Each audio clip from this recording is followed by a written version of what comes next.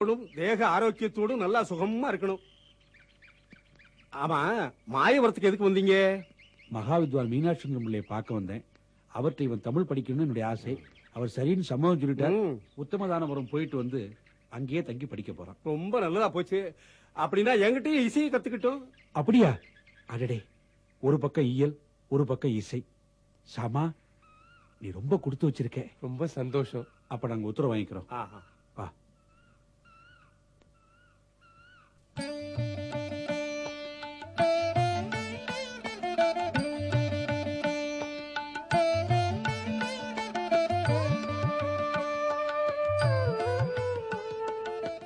சாமா, நேரம் ரொம்ப அருமையா இருக்கு. சீக்கிரம் பொட்டி எடுத்து பரப்படு.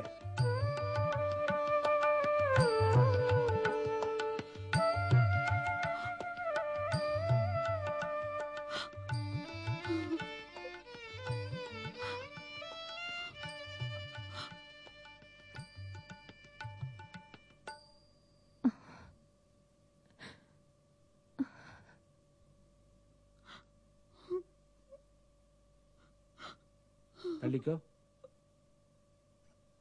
என்ன ஆயிடுத்து? எதுக்கா அழணும்? சாமா என்ன தூர தேசத்துக்கா போறான்? இந்த பக்கத்துல மாயவரத்துக்கு போறான் பாடம் கத்துக்கிறதுக்காக. பொழுது விடியும் போது நடக்க ஆரம்பிச்சா பொழுது சாயத்துக்குள்ள போய் சேர்ந்துடலாமே. எதுக்கா அழணும்? மதுரா, மனைவியை பிரிஞ்சு கணவன் படிப்புக்காக போறது ஒன்னும் அதிசயம் இல்லை. காலங்காலமா தொன்று தொட்டு நடந்து வர்ற பழக்கம்தான். இதுக்கு ஓதர் பிரிவுன்னு பேரு. ஓதல், ஓதுதல், அதாவது படித்தல். ஓதர் பிரிவுன்னா படிப்பதற்காக பிரிதல்னு அர்த்தம். இப்ப சாமா எங்க போறான்? படிக்கத்தானே போறான். பின்ன ஏன் அழற? புரிஞ்சுதா?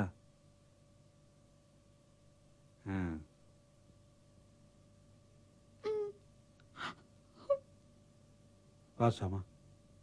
வரேன் மதுரா, போயிட்டு வரேம்மா.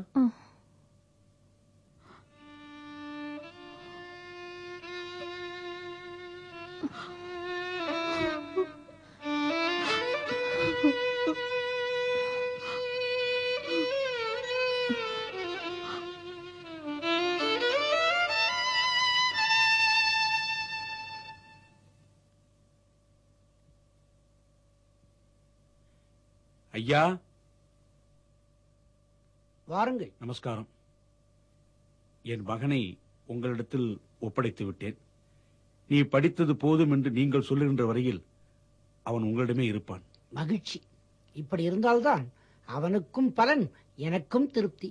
இதுவரை அவன் அம்மாவை விட்டு பிரிந்திருந்ததே கிடையாது. தன்னுடைய சுய காரியங்களை கூட அவனுக்கு செய்ய தெரியாது. சிறுவன். எங்களுடைய ஸ்தானத்திலிருந்து அவனை கவனித்துக் கொள்ள வேண்டியது என்னுடைய கடமை. அச்சமில்லாமல் ஊர் போய் வாருங்கள். எப்பொழுதெல்லாம் அவனை காண வேண்டும் என்று தோன்றுகிறதோ அப்பொழுதெல்லாம் நான் அனுப்பி வைக்கிறேன். அஞ்சாமல் போய் வாருங்கள்.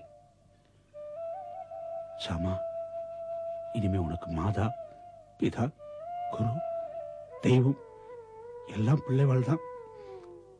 நல்லா படிச்சு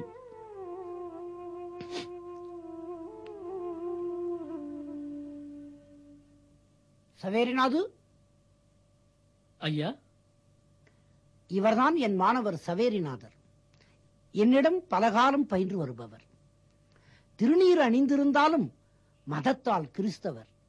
இவரின் புதிய மாணவர். இவரை அழைத்துச் சென்று முதலில் நைடதத்தை பாடம் சொல். ஆகட்டும் ஐயா. மகாவித்வானிடம் பாடம் கற்க வந்தால் இவர் மாணவரிடம் பாடம் கற்க சொல்லுகிறாரே. வாருங்கள்.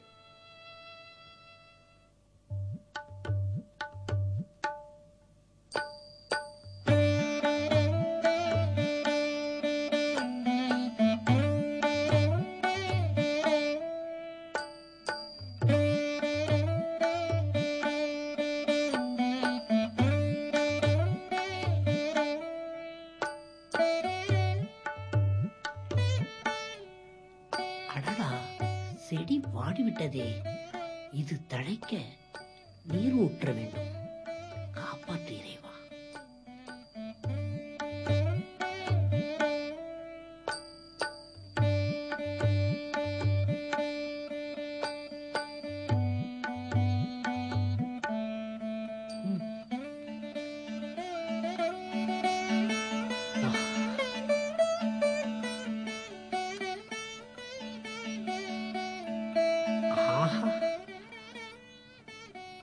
தளிர்விட்டிருக்கிறதே, பார்க்க மகிழ்ச்சியாயிருக்கிறது.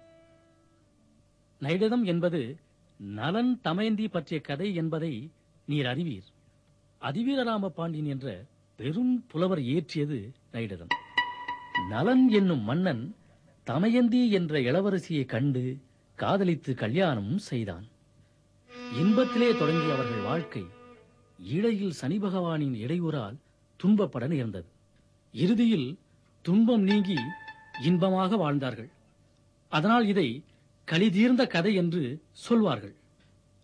கண்ணும் கையும் முகமும் கமலமா, நன்னும் சண்பக நான்மலர் வேணியா, அண்ணல் வேளை வழிபடற் காற்றிய வண்ணமாலைகோள் என்று மருண்டதே. தமயந்தியின் பேரழகைக் கண்ட அன்னம் என்ன எண்ணியது என்று கவிஞர் வர்ணிப்பதாக பாட்டு.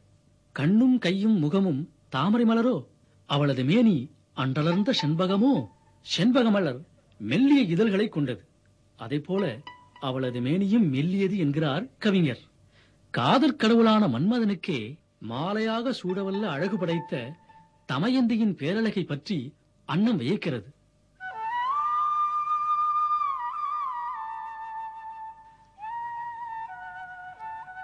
இதோ இந்த செடி தளிர் விட்டிருக்கிறது. ஆஹா, அருமையாய் தளிர்விட்டிருக்கிறது. இது நிலைக்கும். யாரும் சொல்லாமல் தளிரை நீரே பார்த்தீரோ? ஆமாம் ஐயா. ஆமாம், பாடம் எவ்வளவு தூரத்தில் இருக்கிறது? நைடதம் முடிய போகிறது. நைடதம் முடிய போகிறதா? அப்படி என்றால் நைடதம் முடிந்ததும் நானே உங்களுக்கு பாடம் சொல்கிறேன்.